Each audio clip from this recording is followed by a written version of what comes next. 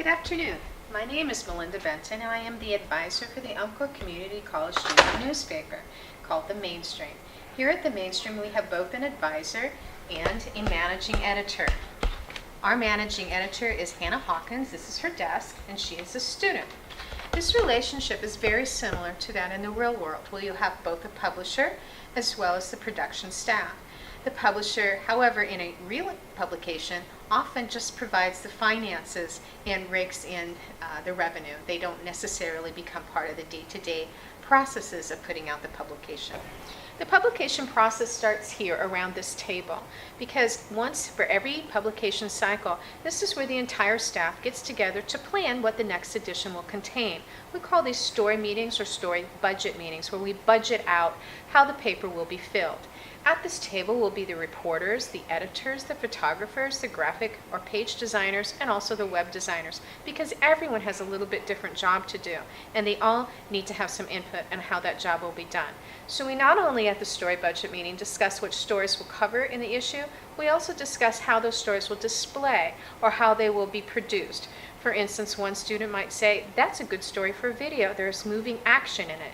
And so we'll add a video component to go on the website. And the web editor needs to be here so she hears that and knows what to expect when she plans out her pages.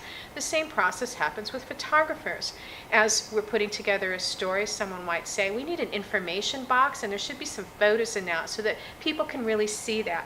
And the photographer would write that down. So together we plan not only what goes into the publication, but how that stories will look. This is where we will start recording our story ideas. During that meeting, the editor often stands over here, and she's writing these ideas down. In the time that comes before that story idea, people will post things to that board. Every publication has something like this. They usually have it in a computer as well, electronically, but often just putting it up on a place that's visual where everyone can see as it's going through the process allows people to understand, okay, we have this kind of stories over here, quite a few of them, but maybe, the news stories, we don't have enough. Too much feature or soft information, not enough hard factual information. It just helps people to keep in balance. Another thing that you will notice in most publication workspaces is something called a blocking board. And these are where the pages of a publication are blocked out. This doesn't really matter if it's a newspaper or a magazine. Many different kinds of publications will have something like that. This one is actually pretty sophisticated. The names of the people who are responsible for making sure that the graphic design of that page gets done is written here in orange. Certain types of stories are written in red. Other types of information is put in black.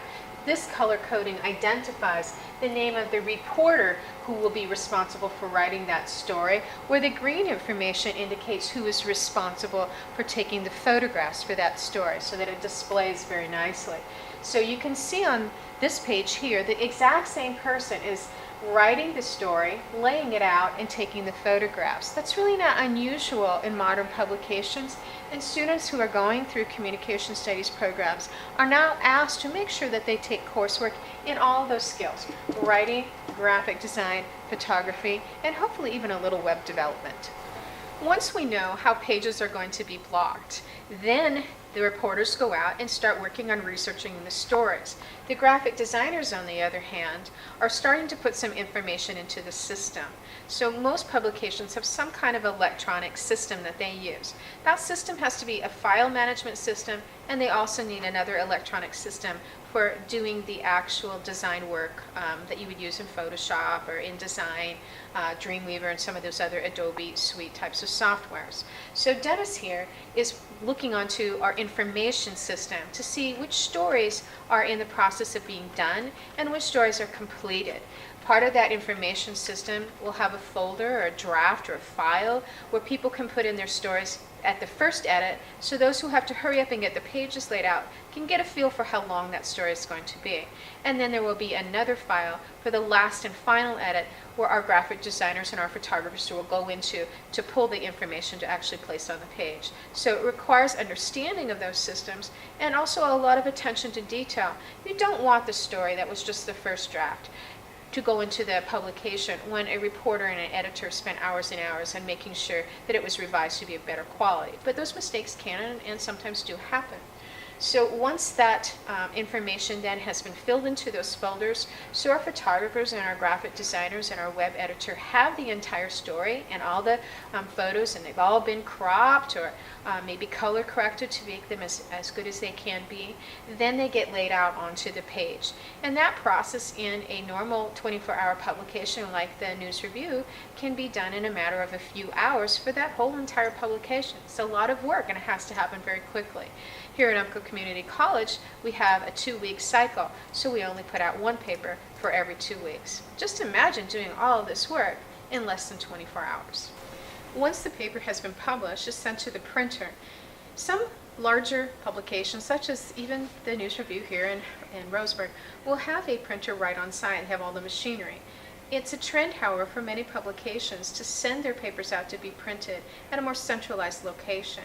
Many of the smaller publications in the state of Oregon are actually printed in a Northern California large print shop because the prices are a little bit better. Okay, once that printer then gets those things coming off the press, it's sent back and those papers have to be distributed. But not only are they distributed, they are also saved in what's called a morgue. So here at Umpqua Community College, we have files that go back the last 34 years that the publication of the student newspaper has been operating. Much of this work, of course, is also stored electronically online. For instance, if you were to go to the Umpqua Community College student newspaper site, mainstreamonline.org, you would find a section there where you can collect to get our archives.